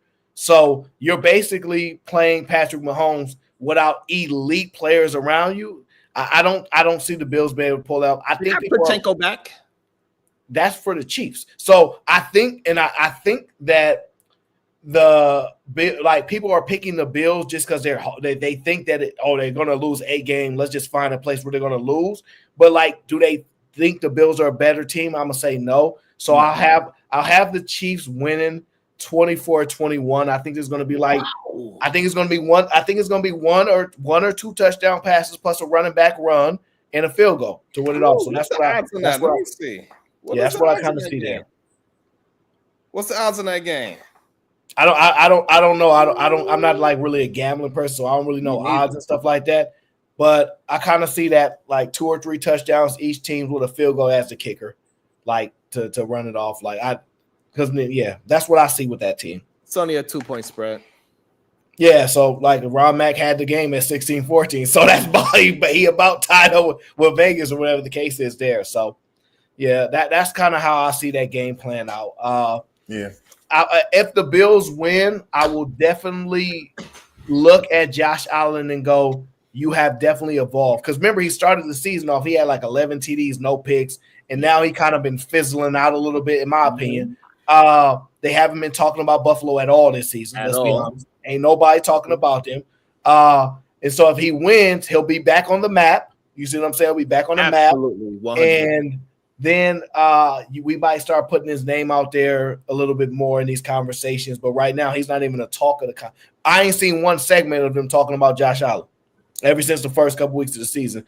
And if Patrick Mahomes, he's just doing good. He's doing what he's supposed to do. Yeah, but that's what I'm saying. Like you ain't got no storyline. So if Patrick Mahomes wins, it'll just be another game for him. It'll just be Patrick doing Patrick Mahomes things, just enough to win without the pieces. Like he's Tom Brady winning without Randy Moss. You see what I'm saying? Like, Michael Jordan. No, ain't no damn Michael Jordan. He's the Michael Jordan. He's absolutely not the Michael Jordan. Tom is LeBron. Absolutely not. NFL got reversed. Yeah, you need help. So that's how I see that game going there, bro. I mean, it's not an easy argument. You make some very valid points. The Bills is looking like for some strange reason, even though they're playing really good, they got a solid record. They are looking very unscary. And they ain't supposed to look like that. They supposed to look like they supposed to be making noise like Detroit. They supposed to be making noise like even the Washington Commanders. They're not even making that kind of noise, which is kind of scary when you think about it.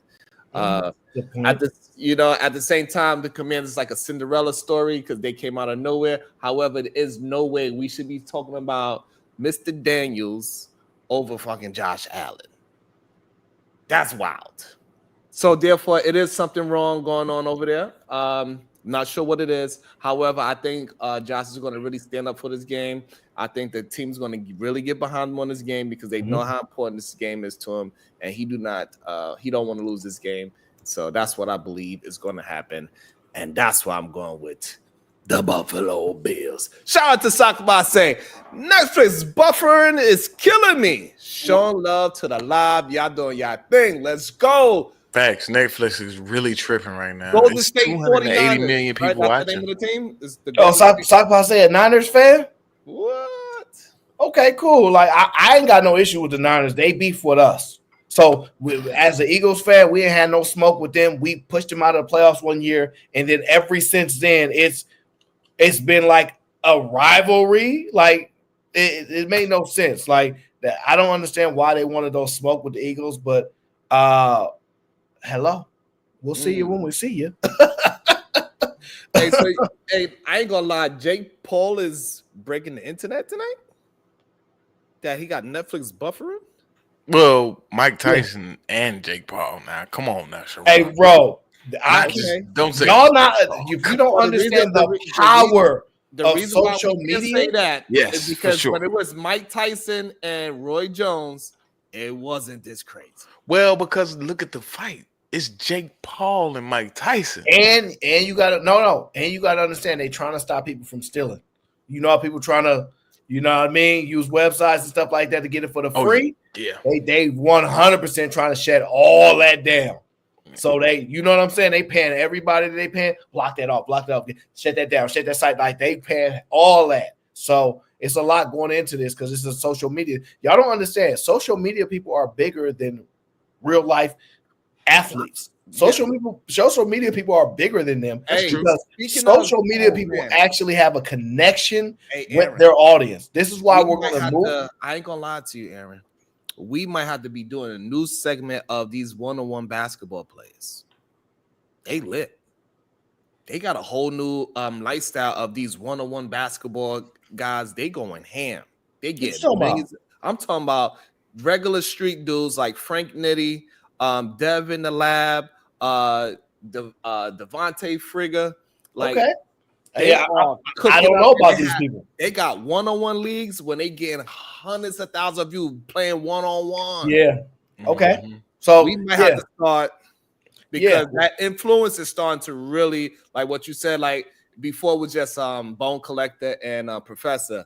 It's like a good 50 of them now. See, like I can kind of see the wave on a lot of stuff, right? Obviously, I more understand the economics of society on my level, a low level, not to these billionaire people, or just on what I can understand. When you look at like what's going on in social media's impact, people feel like they know those people more than they will ever know a Mike Tyson, or they will ever know somebody else, because the way they made their money is directly through their fanship. You see what I'm saying? Like how athletes make their money is not necessarily the same. So it's a unique difference. And our social media is like insanely huge, and people got to realize when you can be on a live stream or you text back, it got all these people who never do stuff like this doing it now. Oh, now you want to be a live streamer? Now Nicki Minaj wants to be on live talking to, you know what I mean? Like before they were like, I want to keep my life private. Now they see the power. You see what I'm saying? They see the power of social media, and now those people are bigger than J. Cole said it. There were going to be no more celebrities one day. I don't know if y'all heard the boy. He said, like 100 years, celebrities will no longer exist because he sees what I see. What you see? They said celebrities. That the way we see celebrities as like bigger than us or different, we no longer will see them that way. Well, you got to think about it like this, AO. Like movie stars, when you see them on a they huge, right? Whenever you go to a concert, they're above you. You're looking up. Whenever you go, or if you ain't got enough money, you way at the top somewhere and looking at the screen. You might as well just watch it at home. I've been there too before. I've been up there in the it's still good to feel the power of the fans. Yeah, it is though. It is. It's a good experience. You know what I'm saying? You can still see the little ant of the person. You're like, oh, okay, that's them right there. But you want to look at the screen so you can actually see. Not an ant. And then so when you have people that's larger than, that's why they shoot music videos in a certain way too. Because you know, I used to shoot music videos. You know what I'm saying? So like this angle right here, right? This makes you look larger than life to people when they record on the screen. When they do the low angle on up, trying to come, you know what I mean? It makes you look bigger. So when people looking at it on screen, you look bigger. So that's why the celebrities will always be giants in that way, because they gonna always have some type of influence. The new celebrities are doing exactly what we're doing right now, AO. But that's what I'm saying. They now becoming our equals is what I'm saying. Like we can create our own wave. Like it ain't like how it was back in the day where if you ain't got a record deal, nobody knows you. You see what I'm saying? You can make your own way. Be like, "What up, homie? We on the same level type stuff." So they still got record deals. It's called streaming contracts. It's called kick contracts. Yes. But how they acquire talent, you have to have a buzz already. You have to already be doing something. Back then, they would develop in music. They had development. They had A&R and development. They would develop the talent. Yeah. Nowadays, you got to come in. You got the records done already? All right, we're gonna I hear what you're saying, and I'm not mad. It's gonna take some time, but J. Cole said it. J. Cole said he don't believe they're gonna exist. Now, I don't want to get too caught up on this, right? We got to get back into the breakdown. So I got y'all scores. I like that. You see, take some notes, Jerron. Yeah. I got to avoid that. Yeah, so I definitely got to make sure that I get these scores. Now, there's another game of, I don't know, is that the game of the week? There's another game that's coming up that I think is a huge pivotal game this weekend. The ramifications are huge for momentum, projections. For me too. Yeah, well, it just depends. So we got this week, I believe. Hold on, let me pull it up. I want to make sure I don't get no information. I need one of my goddamn takes to hit. Goddamn it, this is the one. Yeah, your take's been struggling so bad. So I'm praying that you get something that actually hits, so that people don't think this show's gonna flop off because you pulling us down at this point. Let me see here. Okay, here it is, game right here. I don't think it's okay. That might not be the Sunday night game. It might be Thursday. It's the Sunday night. No, it's the Sunday morning game, but they might switch it. I bet they will. Ravens, Steelers. So hey, before you say that, I'm gone. Tyson and Jake Paul fight is starting right now, so I'm about to go watch that. So that's gonna take them 10-20 minutes to get to the ring and all that good stuff. I got you, bro. No, they're going on the ring now, so that's why I'm saying. So. No doubt, bro. I appreciate you coming up. I got Mike Tyson. I might put a couple dollars on Jake Paul. Come on, man. Get nervous. Come on, no, man. I know the odds is lower. So if he do end up winning, I still get a bigger bag. You smell me? So I'm gonna do that too. Anyway, I'm gonna put a little couple dollars on Jizzy, on Drake. You know what I'm saying? But salute to y'all. I'm gone. I'm out here. In the hot seat with AO, Sharon Bracey, or in the hot seat with Sharon Bracey and Aaron O. However it go, that's just what it is. Salute to y'all. I'm gone. All right, Robert. All right, so Sharon, we'll cover this one, and then we'll get that. We'll let everybody dip out and get to that Jake Paul and all that good stuff. Hey, listen, I need Russell Wilson to take that spot. I need him to show and prove, become 4-0, be the only other undefeated or be the last undefeated quarterback in the league. I believe that something special is brewing and happening in Pittsburgh. It's something phenomenal happening with Russell and Omar Epps as the coach. They are doing a phenomenal job together. At the end of the season, Sierra will be pregnant again because he's doing so well. She might be pregnant right now. And Najee, he's been playing phenomenal. He's doing exactly what we need him to do. Not too much, not too little. He's doing exactly what we need. The play action is working. He is dropping bombs. It's looking good. If J.J. Watt keep on doing what he does, I think they're going to be solid. They put in fear in people. If they win this game, they're going to be in a position to really shake up the NFL and put some fear and some belief really behind the Pittsburgh Steelers. And I think sometimes that terrible flag situation is it would really exaggerate who they are if they figure out a way to beat somebody that's looking like they might get the MVP again. Yeah, whatever. Okay, what's your score? Oh, this one's going to be a close game. This is going to be an absolutely close game. And I believe the score is going to be some weird number like 26-25. I don't even know how they're going to get 25. Okay, and you got who winning? Who winning? Steelers. Okay, Steelers. Yeah, okay. All right, so here's my take. Steelers been playing well since they inserted Russell Wilson into the lineup. He struggled that first game back in the first half, and then he kind of started coming because he's been a little rusty. The defense for the Steelers is obviously playing some of the best defense that we have in the league today.